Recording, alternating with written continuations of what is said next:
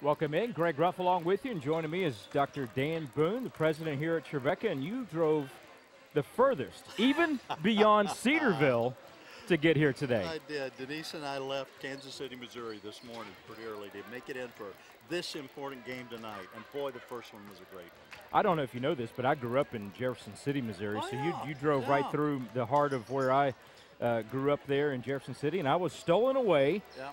from Mid-America by Trevecca. We stopped and visited the birthplace of Greg Ruff there in Jefferson City today. So just, gave you a big salute there. It is a great place to grow up and live. I will tell you that. But I'm glad I'm here. Over the last 3.5 years, we've made the transition from the NAIA to the NCAA. Yeah. We're in the NCAA now. We're Division II. Talk about how that has looked from your perspective. Yeah, I'm finally over the, wow, this was a lot of work. I mean, it just, for 3 years, I think we were doing everything we could do to be a great model of a D2 school. And now there's a sense in which, okay, we can settle back and enjoy it. It's been fun for me to watch the continued development of our facilities, our teams, our coaching programs. I love what's happening with the academic excellence of our student athletes.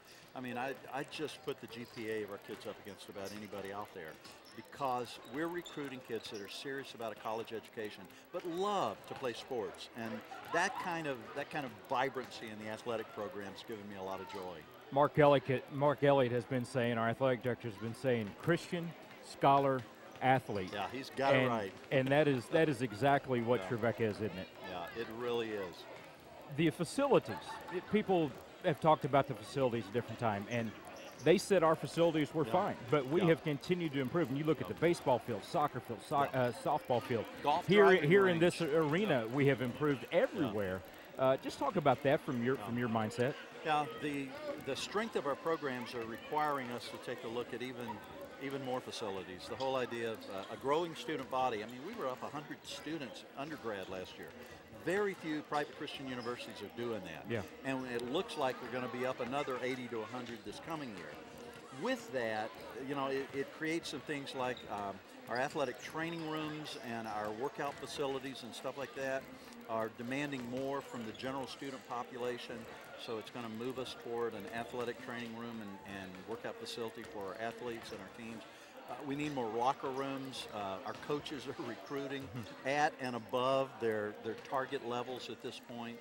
So I'm looking forward to the next phase of this. I think we've got our outdoor fields in pretty good shape. Some stands out on the soccer field. Our golf driving range is really looking nice. We need a practice field that has a little better turf on it. The big thing left for us to do is an addition to the gym. A complete renovation of the gymnasium. And Trevecca's down. I mean, I love this. When I came 10 years ago, we had a ton of work to do on the campus. Yeah. We're down to 2 big projects. We've got a music building that we need, and then we've got the gym extension and renovation that we need. And we're down to focusing in on those and working on both of them now. Absolutely. There's a lot of excitement around that from the music department, too. I know that's a very big part of our university. I just picked up volunteer trucking, which in a weird way, volunteer trucking, we're looking at that for a renovated music factory kind of deal. But the parking for all of that makes it very easy for us to move toward the gym renovation and addition, because now we don't have to worry about where we'll park all those cars. You've been very integral and Trevecca's been very integral in the formation of the Great Midwest Athletic Conference. You take a turn as the chair coming up next year. Yeah, and it'll be interesting to lead the conference through a very important time. I think we're doing a good job across the north part of our conference. We've not done a great job yet in terms of building those Kentucky and Tennessee teams so that we could have a southern part of the conference.